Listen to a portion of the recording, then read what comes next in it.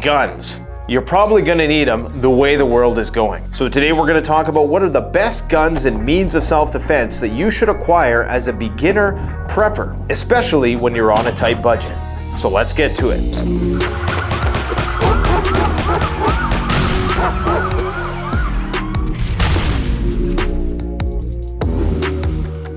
Now I'm gonna be honest with you guys, before I started prepping, I was never a gun guy. I don't fetishize guns, I don't romanticize about guns. For me personally, they're loud, obnoxious, and from what I hear, lead exposure isn't that good for you. That said, they are absolutely 100% necessary when it comes to prepping. Don't tell All American Prepper I said this.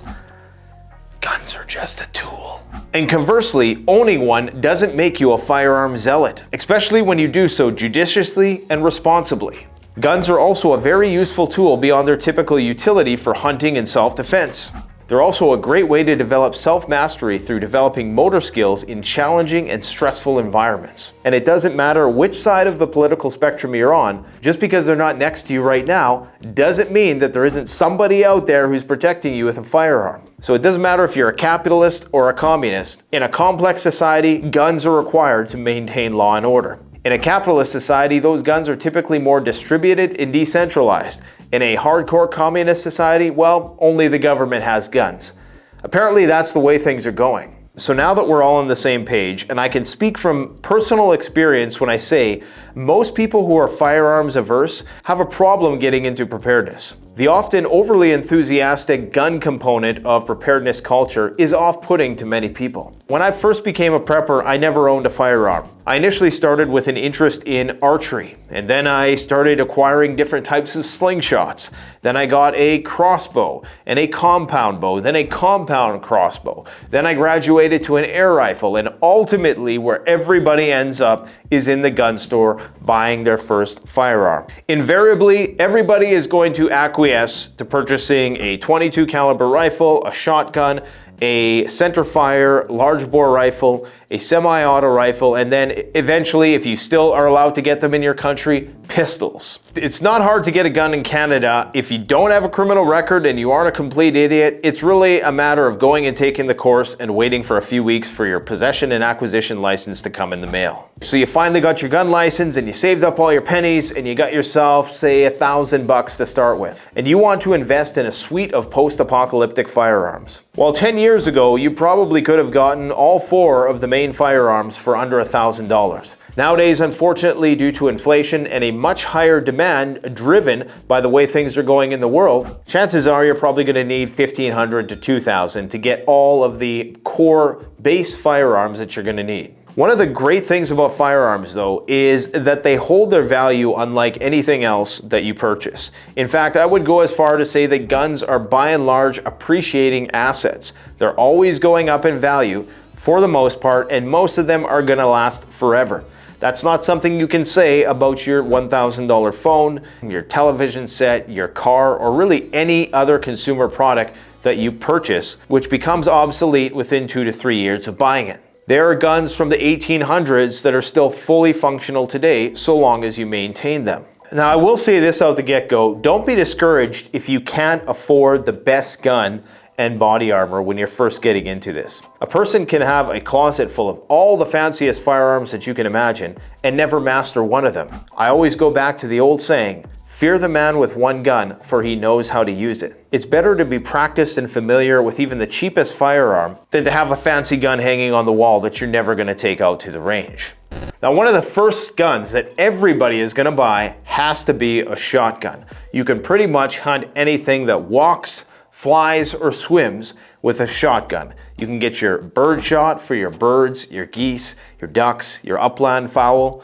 You can get slugs for your large game, and you can get your good old buckshot for home defense. Now, right when you say something about home defense in Canada, you have to provide a big disclaimer. There's a very narrow range of situations where you are permitted to use a firearms for self-defense, and most people solely don't buy it for that purpose. But a shotgun is a great all-around tool, and remember, that's all it is. All-American Prepper around here, it's just a tool, okay? Now, this shotgun, I believe this is a Taiga, and it's cool because it's folding. You can fold it up like this. Okay, it's kind of nifty. Is it the best shotgun that you buy right out the gates? Absolutely not. One of the most cost-effective shotguns that you can get right now is the Mossberg Maverick 88. Currently, you can get that at any gun store for around, I don't know, $280 to $300. Dirt cheap, and that's Canadian dollars. The ammunition is going to cost you probably 2 to 3 times as much as the firearm. As crazy as that sounds, the cost of ammunition nowadays is through the roof. This is not an ad for Mossberg. It's just one of the most cheapest, well-known, and reliable firearms that I think almost everybody buys right out the gates. Now, I gotta say, when you first go into a gun store, it's gonna be incredibly awkward if you've never done it before. What I would encourage you to do, and this is counterintuitive to a lot of people because they think, oh, if I go into one of the smaller gun shops, you know, I'm gonna be, it's kind of an awkward thing because you're new, you don't wanna look like an idiot.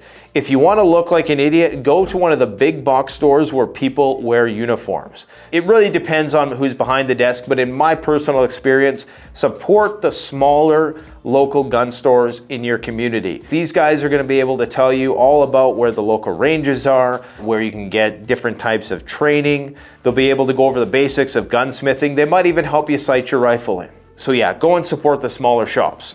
So one of the next guns that most people are going to get after that is some kind of .22 rifle. And the reason why you get a .22 rifle is because the ammo is as cheap as it's going to get. It's great for training on, it's great for learning how to handle a firearm. It's also a great way to train new shooters and particularly youth because there's not a lot of recoil. There's virtually no recoil at all. In fact, there's more recoil from most crossbows than there is from a .22. But a .22 is just a great platform. Now this is a Ruger 10/22. Right now these go for about $500 to $600. You can find yourself a much cheaper .22 rifle, even in Canada here, probably down to around $300. So next, most people are gonna go for a center fire rifle. What that means is that it shoots a larger bullet, a more powerful bullet, a larger bore. And you can typically go with a single shot bolt action or a lever action, or you can go with a semi-automatic. I would probably encourage people at this point in time, just to be cost effective, just get a semi-automatic. Many people up here in Canada hunt game with their SKSs. You don't need a large bore, single shot, dedicated hunting rifle for the purpose of hunting. So this is a Tavor. Don't get this first, it's probably too expensive. Get what I got first. My first semi-automatic rifle that I ever purchased was a good old SKS. I think it was a Chinese surplus model. You can get them in Chinese surplus, or you can get them in the old Russian surplus. They range in price now from about $500 to $700.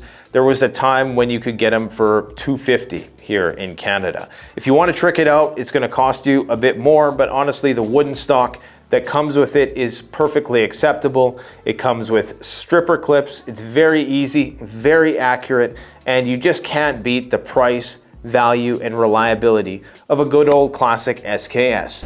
Now, if you're a person who primarily wants a firearm for hunting, self-defense, or that comprehensive firearms training is nothing that you're interested in, just get yourself a good sturdy bolt action rifle. You can get that chambered in a .308 like this one here, or I mean there's plenty of different large bore calibers, and this is a gun which is dedicated strictly for the purpose of hunting medium to large game. You can get something like this for $400. This is a Savage Axis. Savage makes low cost but reliable firearms. The only thing I don't like about it is the synthetic stock isn't that heavy. When I do buy another dedicated hunting rifle, it's gonna have a good old-fashioned wooden stock, which has a bit more weight to it that can absorb a bit more of the recoil from the large types of bullets that you're using in these firearms. Now lastly, because you're not John Wick, you're probably gonna want to get body armor. We've done extensive videos on body armor before. The laws vary from province to province here in Canada. So in Saskatchewan, for instance, anybody who has a possession and acquisition firearms license can buy body armor. However, in different provinces, it might be more regulated. So for that reason, it's important to know the laws of the province you're in, but I would strongly recommend getting something like this Heaven forbid you ever have to use something like this, but chances are if somebody is indeed shooting at you, there's a very high likelihood that you're going to get hit. So something like this can absolutely save a person's life. The body armor companies that we've worked with also make some cool things like backpack inserts for kids. Obviously nowadays, unfortunately, we live in a time where we got all kinds of crazy things happening in public places. Having that level of protection is very important. Other things you're going to want to consider are hearing protection, staple gun to hang up your targets at the range.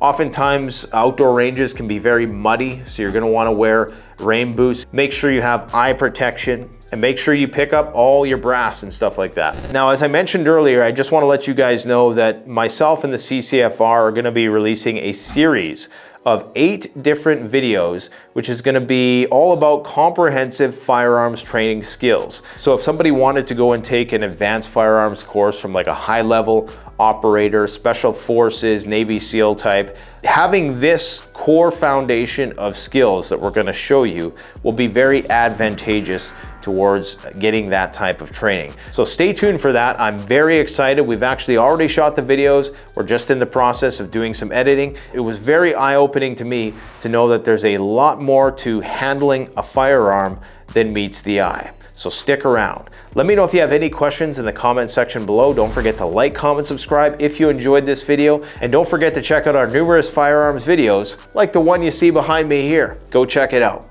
Take care. Canadian Prepper out. The best way to support this channel is to support yourself by gearing up at CanadianPreparedness.com, where you'll find high-quality survival gear at the best prices, no junk, and no gimmicks. Use discount code PREPPINGGEAR for 10% off. Don't forget, the strong survive, but the prepared thrive. Stay safe.